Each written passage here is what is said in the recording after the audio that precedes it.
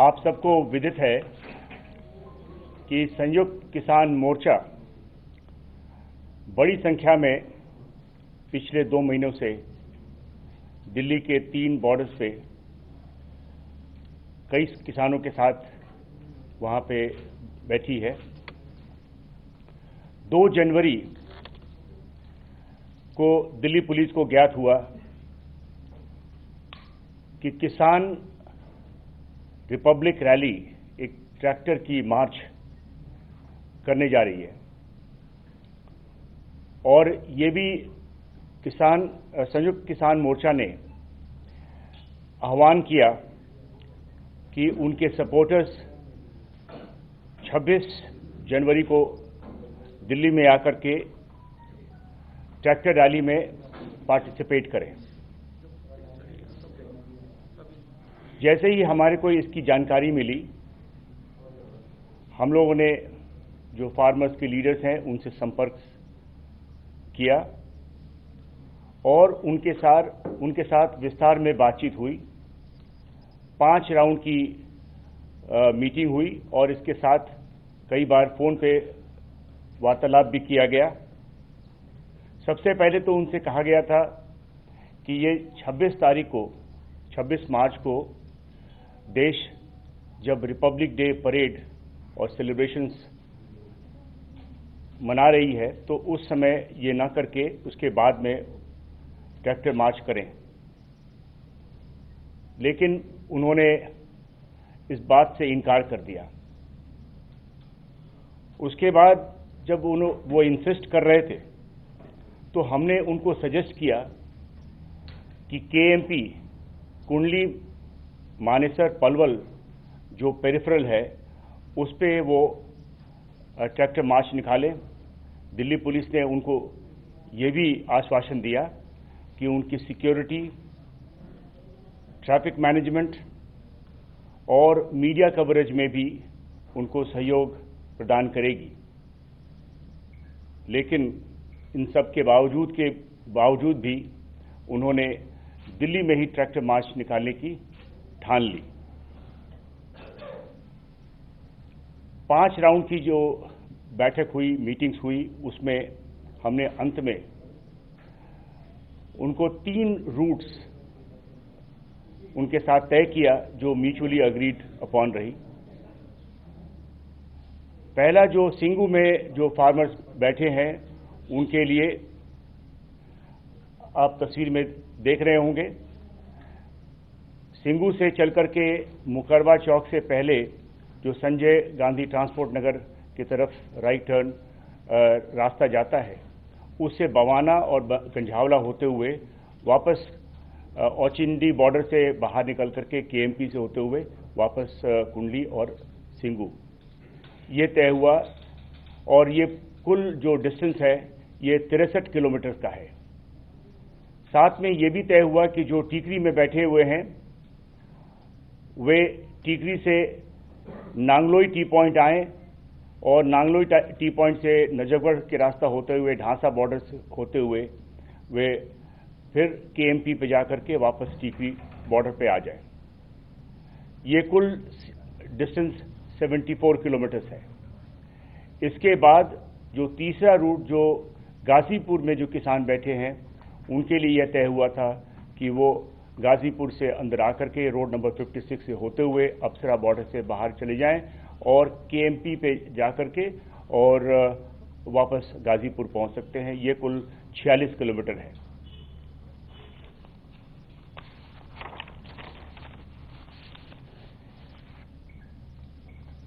क्योंकि उस दिन रिपब्लिक डे परेड भी मनाई जा रही थी, दिल्ली के जनता की इंटरेस्ट को ध्यान में रखते हुए, सिक्योरिटी को ध्यान में रखते हुए यह तय हुआ कि कुछ टर्म्स एंड कंडीशंस लागू किया जाए। जो टर्म्स एंड कंडीशन उनको रिटर्न परमिशन के साथ उनको दिया गया।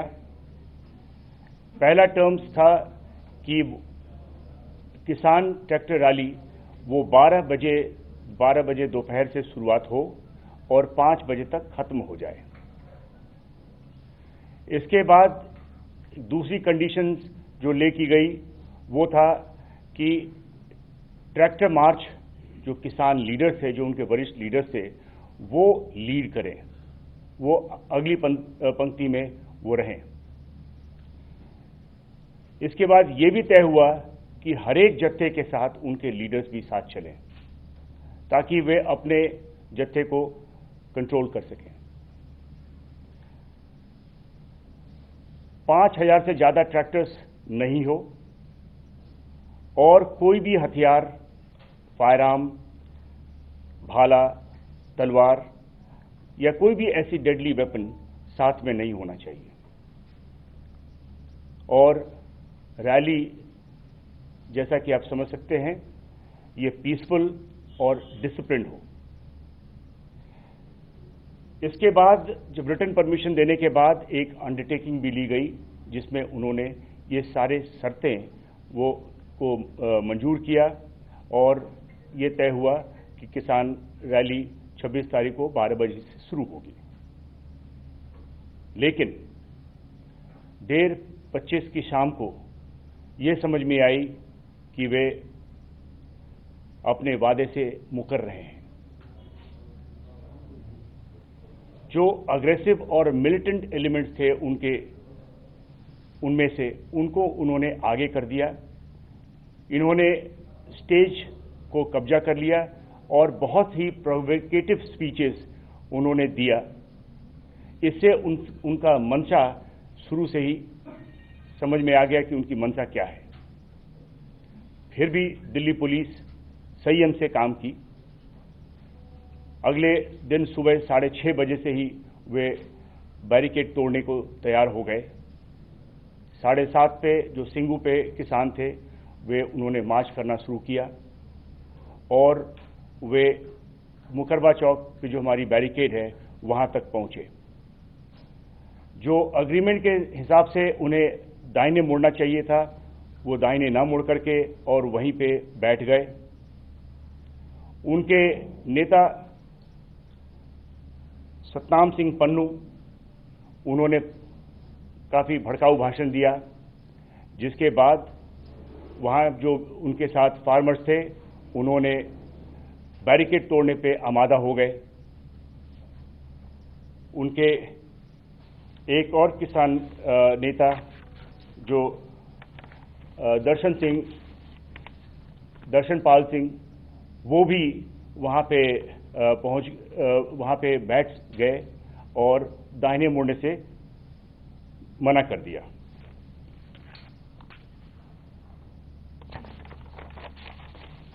इसी तरीके से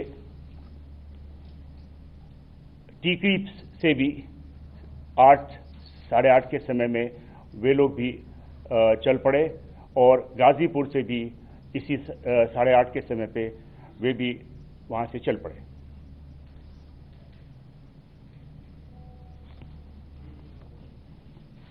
पुलिस के जो लॉफुल डायरेक्शन था कि वे अपने जो तय हुए समय है 12 बजे उस समय चलें, क्योंकि जो ऑफिशियल प्रोग्राम था रिपब्लिक डे का वो करीब 12 बजे के समय समाप्त होना था।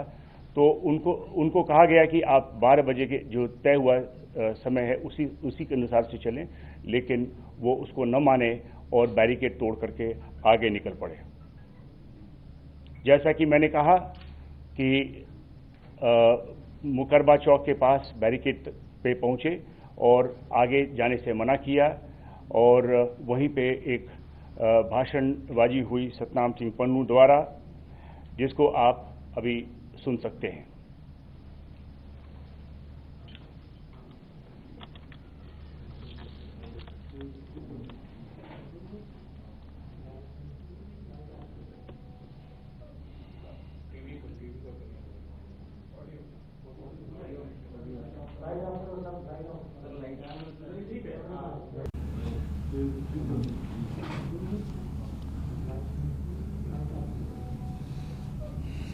टीवी को करना पड़ेगा।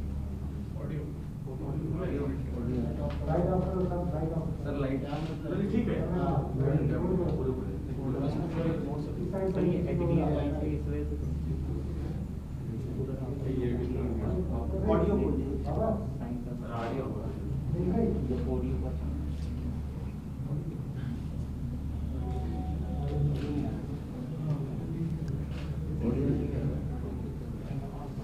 भी कवर किया होगा। आपने देखा होगा कि जैसे ही ये स्पीच समाप्त हुआ और उन्होंने आह्वान किया कि जो आगे जो बैरिकेड लगी है उसको तोड़ करके वो आगे जाएं, और वो वहाँ की जो भीड़ है वो आगे निकली और बैरिकेड तोड़ने लगी। वहाँ पे जो हिंसा हुई है, ये अब हमारे दूसरे स्लाइड में आप ऑडियो अगर नहीं देख पा रहे हो तो नहीं सुन पा रहे हो तो वीडियो आप देख सकते हैं।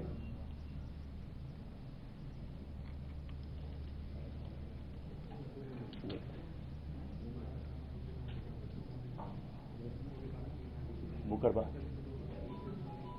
तो इस प्रकार से आपने ये जो उनके स्पीचेस के बाद वहाँ पे जो भीड़ है वो आगे की तरफ बढ़ी। ठीक इसी प्रकार से जो टीकरी बॉर्डर पे जो किसान थे वे भी करीब 8 साढ़े 8 के बीच में निकले और उनमें वे आकर के नांगलोई टी पॉइंट पे बैठ गए और वहाँ पे ही प्रोटेस्ट किया। इसमें उनके नेता बूटा सिंह बुर्जविल वे भी और जो हरियाणा से जो फार्मर्स आए थे उनके साथ मिलकर के वहीं पे बैठ गए और आगे जाने से मना कर दिया। और अंत में उन्होंने भी वायलेंस में इंडल्ज किया और बैरिकेड तोड़ी। और ये जो वीडियो फुटेजेस हैं आप लोगों ने काफ़ी कैप्चर किया, जिसमें आपने देखा कि किस प्रकार से एक बहुत बड़ा कंटेनर को उन्होंने पलट करके और आगे का रास्ता निकाला और उसके बाद वो पीरागढ़ी, पंजाबी बाग, झकीरा से होते हुए उनमें से कुछ लाल किला तक पहुंचे।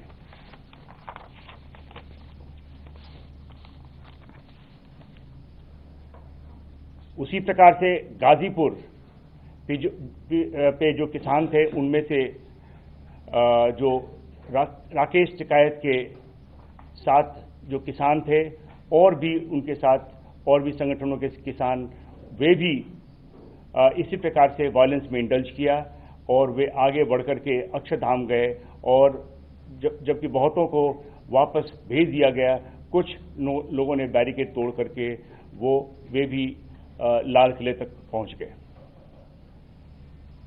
इन सब पुलिस एक्शन में पुलिस ने संयम बरता। पुलिस के पास सभी ऑप्शंस थे, लेकिन पुलिस ने संयम का रास्ता चुना। पुलिस ने संयम का रास्ता इसलिए चुना कि हम जो जान माल की नुकसान नहीं चाहते थे, जो लॉस ऑफ लाइफ होना था उससे हम वो रास्ता न चुन करके हमने संयम का रास्ता लिया।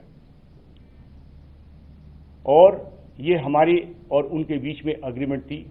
हम जिम्मेवार रहे हैं और हम अपनी बड़े जिम्मेवारी के साथ जो अग्रीमेंट के हिसाब से हम पीसफुल रैली करवाना चाहते थे। ये जो वायलेंस हुई है वो टर्म्स एंड कंडीशंस को फॉलो नहीं करने की वजह से सब हुई हैं। इन सब जो वायलेंस हुई है इनमें सभी किसान लीडर्स भी शामिल रहे हैं। कुल मिलाकर के 394 पुलिसकर्मी घायल हुए हैं।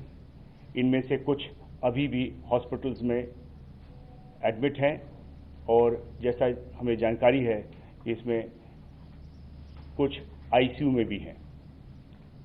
इसमें प्रॉपर्टी डैमेज हुआ है पुलिस की 428 barricade, 8 tyre killers, 2 DFMD, 4 x-ray machine, 4 steel gate, window glasses, grills वगैरह 30 पुलिस की गाड़ियां, जिसमें 2 PCR वैन भी हैं और एक पुलिस जिप्सी भी है, 6 कंटेनर्स जिसको इस्तेमाल किया गया था रास्ता रोकने के लिए, और डंपर्स, ये सब सारे डैमेज हुए हैं। पुलिस ने इस दौरान, जैसा कि मैंने कहा, बहुत ही रेस्ट्रेंट का इस्तेमाल किया है, संयम बरता है। इसमें हम लोगों ने टीयर गैस का इस्तेमाल किया क्राउड को कंट्रोल करने के लिए। इस दौरान कई पुलिसकर्मी, जैसा कि मैंने बताया, जख्मी भी हुए। सभी जो रास्तों से जो किसान लाल किले तक पहुंचे, वे रेड फोर्ट के जो रैम्पर्ट्स है वहां पहुंचकर वहां पे कई किसान संगठनों के झंडा फहराए और कुछ रिलीजियस झंडे भी फैलाए, जिसको पुलिस ने कब्जे में ली है और अभी हमारा ये केस प्रॉपर्टी है। मैं बताना चाहता हूं कि हम दिल्ली में गैर कानूनी तरीके से किए गए आंदोलन और उस दौरान हिंसा और पुरातत्व विभाग की संपत्ति, एक स्मारक लाल किले पर फहराया गया झंडा को बड़ी गंभीरता से ले रहे हैं। हिंसा करने वालों की वीडियो फुटेजेस हमारे पास है और उसकी विश्लेषण हो रही है। फेस रिकॉग्निशन सिस्टम से जो भी उसमें भाग लेने वाले, उनकी पहचान की जा रही है और उनकी अरेस्ट की जाएगी, आगे कानूनी कार्रवाई की जाएगी।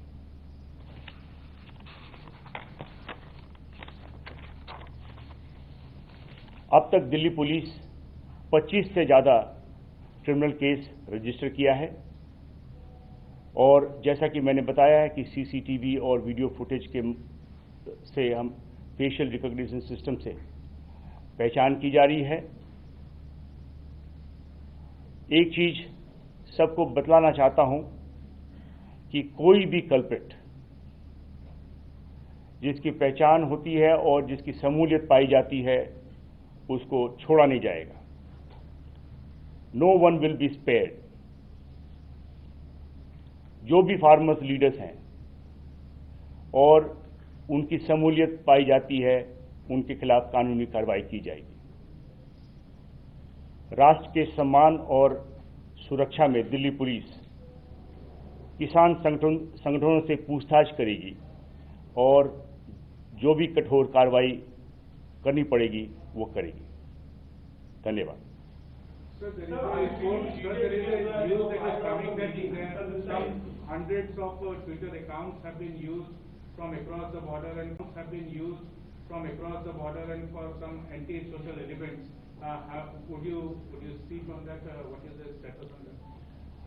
पिछले प्रेस कॉन्फ्रेंस जब की गई थी तो उसमें आपको बताया गया था कि करीब 308 ऐसे ट्विटर हैंडल्स जो क्रिएट किए गए हैं, जो विदेशी लैंड से किए गए हैं, पाकिस्तान में किया गया है, जिससे बार बार उकसाया गया था कि ज़्यादा से ज़्यादा लोग आकर के और दिल्ली के बॉर्डर्स पे किसान ट्रैक्टर मार्च में भाग लें। सर, जब इनपुट्स मिल रहे थे और इंटेलिजेंस की भी तमाम रिपोर्ट्स आ रही थी, दूसरी एजेंसी इस चीज को देखकर कर रही थी कि ये कुछ भी कर सकते हैं, तो ऐसी सिचुएशन में क्या इमरजेंसी के तौर पर इनकी परमिशन कैंसिल करना जरूरी नहीं था, या ऐसा था कि काबू किया जा सकता था, उस वक्त में कैंसिलेशन हो जाता, रिजेक्ट हो जाती परमिशन इनकी? सर, इन्हीं के साथ मेरा भी सवाल है कि इंटेलिजेंस ये फेलियर है या नहीं हो रहा है, अगर वो आप लोग तक पहुंचे और 12:30 तक आप लोग इसको लेकर बहुत ज्यादा सीरियस नहीं हुए, तो आखिरकार में क्या आप लोगों को ज्यादा भरोसा था क्या इन लोगों के ऊपर, इन लोगों के साथ जो हमारी एग्रीमेंट हुई है इस एग्रीमेंट पे कायम रहेंगे, ये अपने मुहैदे पे कायम रहेंगे?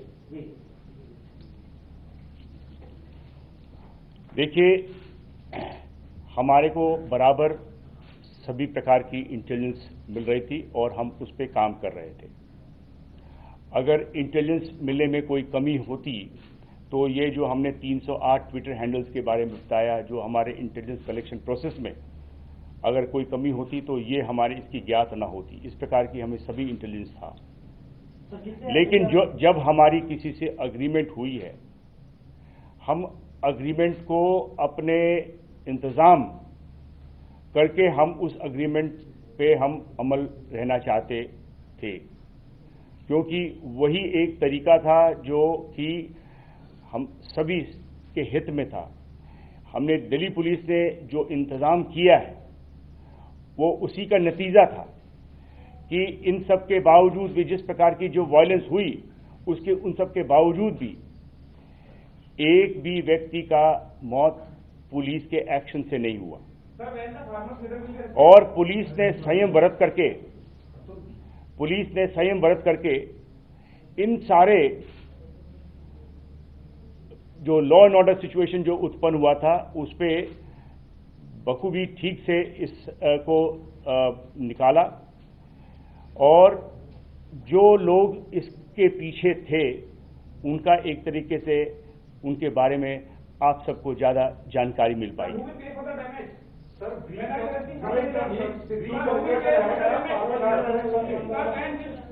ब्रीच ऑफ ट्रस्ट हुआ है, क्या फार्मर्स लीडर अरेस्ट होंगे?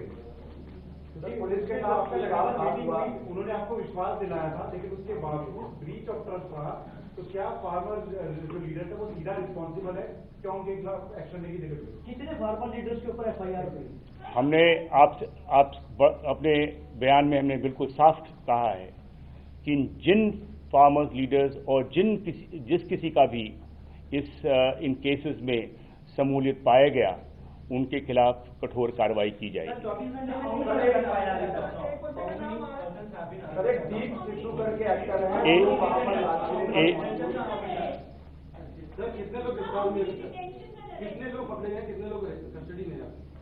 आपको इसके बारे में जो जैसे जैसे केसेस रजिस्टर हो रही हैं और उनमें जो भी कार्रवाई की गई है आपको ब्रीफिंग्स में, अलग से ब्रीफिंग में आपको बताया जाएगा।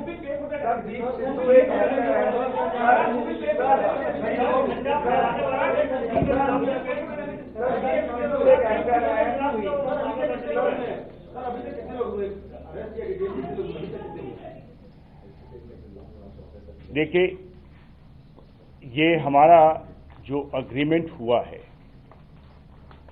इसमें किसानों के साथ हुआ है। किसान लीडर्स जिन्होंने हमारी अग्रीमेंट को न मान करके विश्वासघात किया है, और जो भी कानूनी कार्रवाई बनता है उनके खिलाफ किया जाएगा।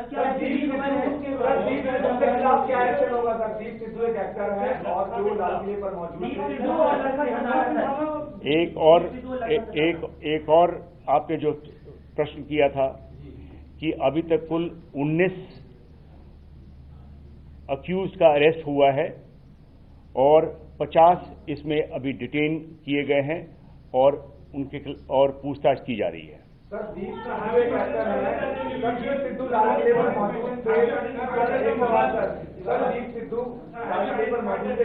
वीडियो वायरल हुआ है, वो भड़का रहा था, क्या उसके खिलाफ कोई मामला दर्ज किया जाएगा, कोई एक्शन होगा?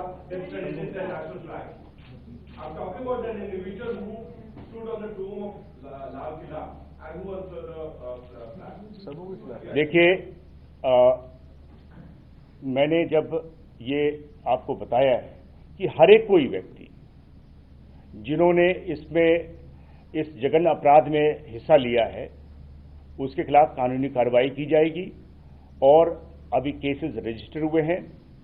केस के इन्वेस्टिगेशन में कई नाम आएंगे और जिनका भी नाम आएगा उनके खिलाफ जो कठोर कदम हमने ठान ली है वो ली।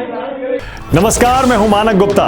अगर आपको हमारा ये वीडियो पसंद आया हो तो इसे लाइक और शेयर जरूर करें, और हां, हमें सब्सक्राइब और फॉलो करना ना भूलें ताकि आप देश और दुनिया की कोई खबर मिस ना करें। तो जुड़े रहिए हमारे साथ और देखते रहिए न्यूज़ 24।